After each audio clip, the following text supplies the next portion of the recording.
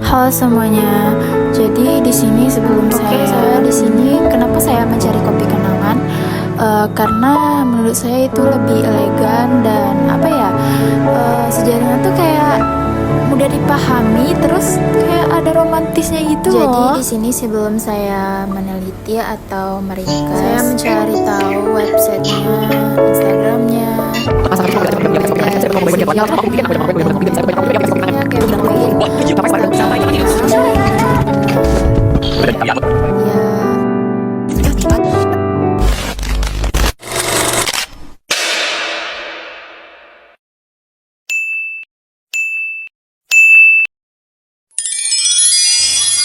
Assalamualaikum warahmatullahi wabarakatuh.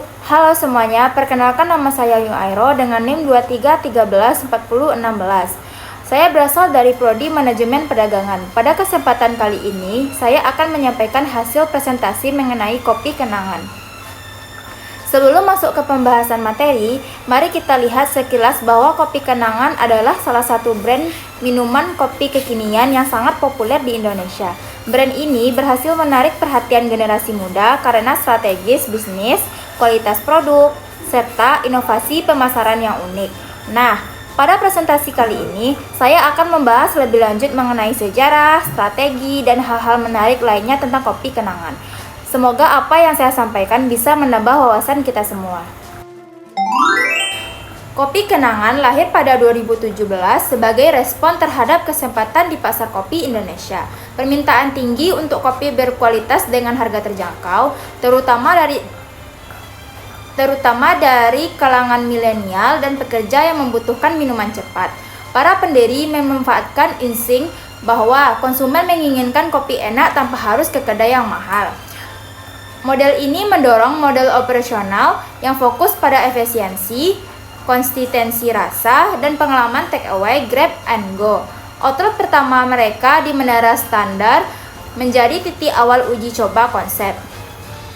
Pada 2020, mereka sudah mencapai volume penjualan besar yaitu 30 juta per cup, yang menandakan sudah mencapai volume tertinggi, stabilitas, dan model bisnis.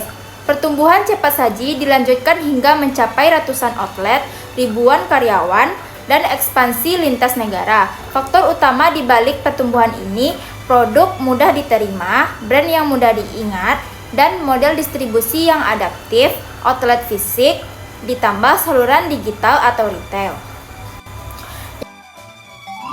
Nama merek sangat strategis, yaitu kopi kenangan, memancing asosiasi emosional, kenangan manis atau pahit yang membuat konsumen mudah mengingat dan membicarakan merek tersebut. Emotional branding seperti ini efektif karena rasa bukan hanya soal cita rasa fisik, melainkan pengalaman dan memori.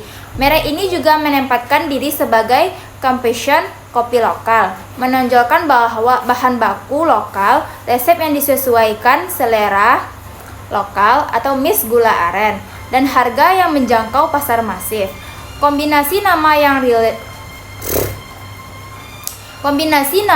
readable dan ditambah pesan berkualitas, ditambah harga terjangkau membentuk operasionalising yang kuat. Selain itu, menu-menu yang diberi nama unik, miss, atau kopi kenangan mantan memperkuat shareability di media sosial. Orang suka memposting dan men-tag pengalaman mereka, jadi promosi organik berjalan efektif.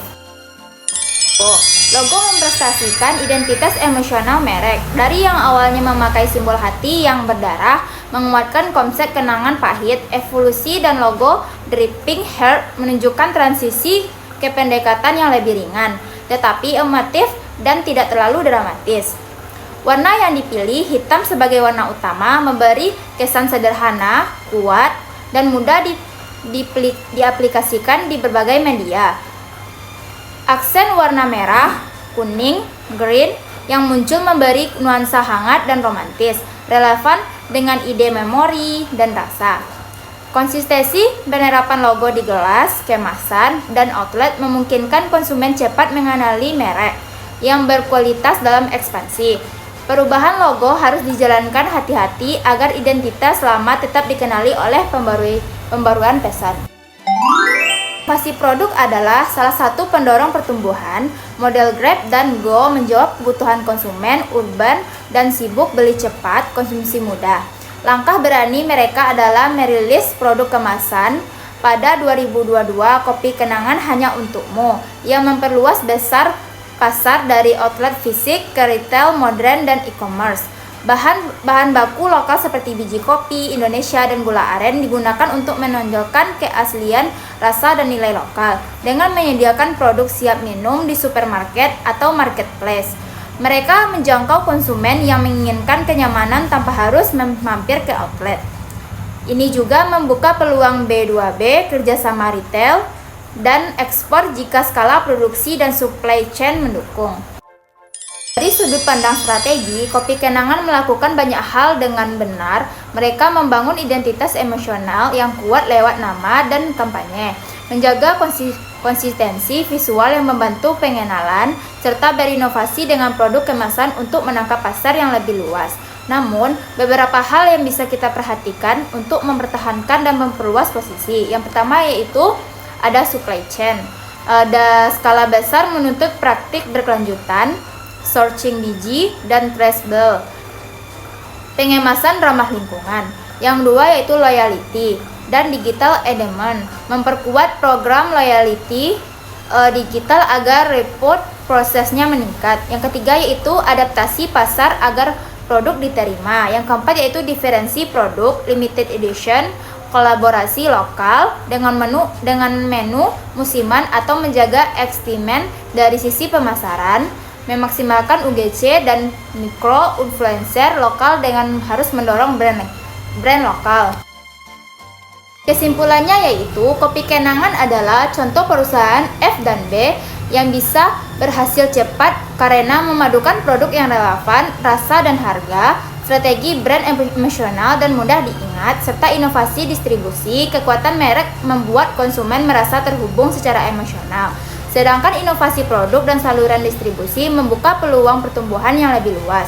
Ke depan, jika mereka mampu menjaga kualitas saat skala besar, mengintegrasikan praktik berkelanjutan, dan menyesuaikan strategi pemasaran untuk pasar internasional, potensi mereka sebagai brand kopi regional yang biasa.